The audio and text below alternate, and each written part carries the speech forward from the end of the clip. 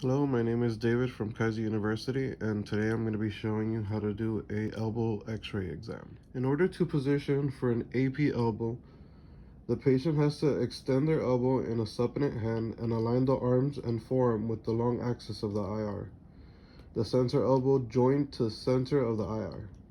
Ask patients to lean laterally as necessary for a true AP projection, and the CR is perpendicular to the IR, directed at the mid-elbow joint, which should be somewhere around here.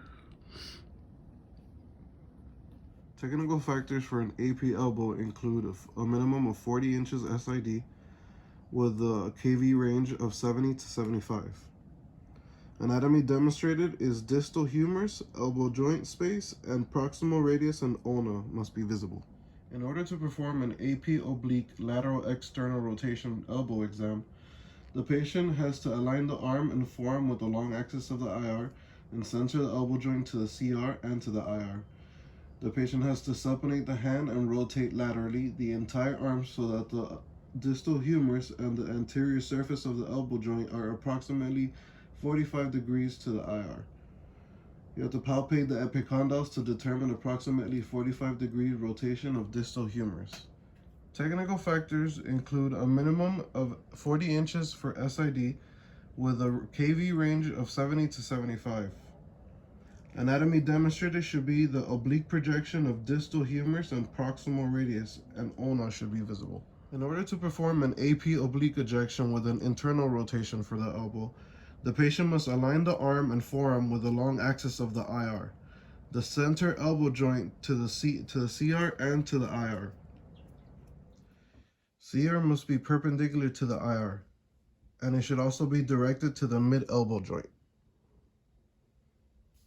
Factors for an AP oblique internal rotation of the elbow should include a minimum SID of 40 inches, a KV range of 70 to 75, and an anatomy demonstrated should include the oblique view of the distal humerus and proximal radius and ulna. Positioning for a lateral elbow should include the patient aligning the long axis of the forearm with the long axis of the IR, the center elbow joint to CR and to center of the IR. The patient should drop the shoulders so that the humerus and forearm are on the same horizontal plane. The patient must rotate the hand and wrist into a true lateral position, thumb side up. Place support under hand and wrist to elevate hand and distal forearm as needed for heavy muscular forearm so that forearm is parallel to the IR for a true lateral elbow.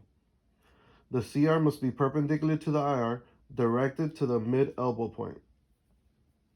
Right here.